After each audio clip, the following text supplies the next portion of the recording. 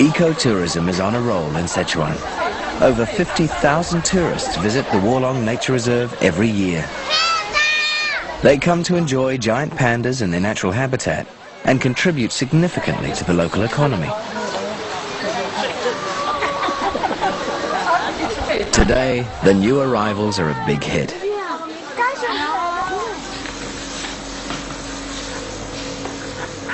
Number 2 is just 4 days old, and already his fur coat is thickening. With tiny pink ears, he's beginning to look more like a bear.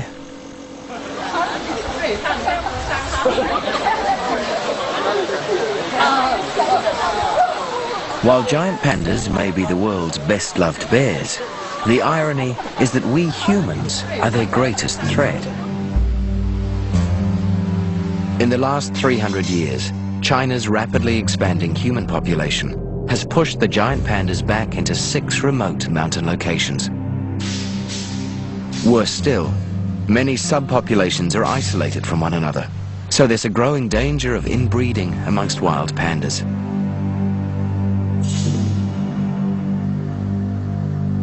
And even in these protected places, there are people. 4,000 villagers live within the reserve.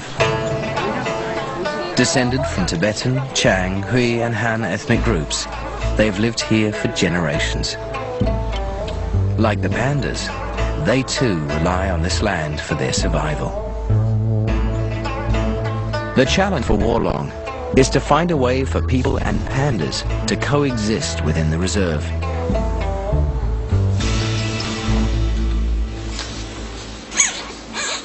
At 11 days old, number 1's black and white markings are already emerging, and his fur is thickening. Whenever a cub is in the nursery, it's an opportunity to give him a thorough health check.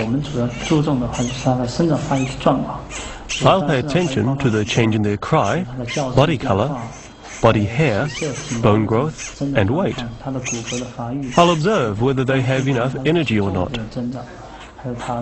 We consider a baby healthy if it grows at the same pace as one raised by a panda mother. The demands of the newborns are so constant that Wei Rongping is on 24-hour call and lives at the center for much of the year. He sees his own 2.5-year-old daughter, Zifei, for only a handful of days each month.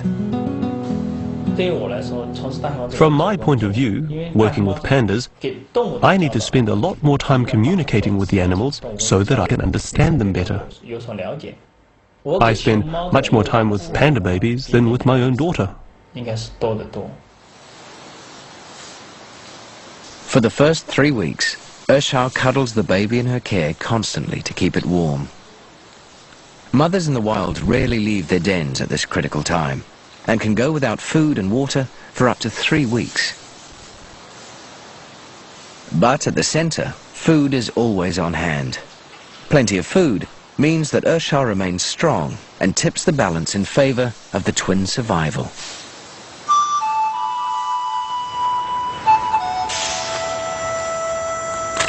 The center grows some of its own bamboo, but vast quantities are needed to feed the resident pandas. With each panda eating up to 18 kilos daily, the center needs a staggering 1,000 kilos of bamboo every day.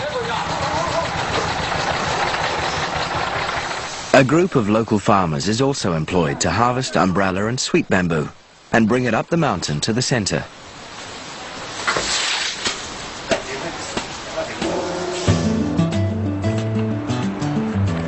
Giant pandas have evolved in their own unique way. They're actually carnivores that have become vegetarian. But because their stomachs aren't built for processing plant food, they can only digest about 1/5 of what they eat. So adult pandas must spend most of their day feeding.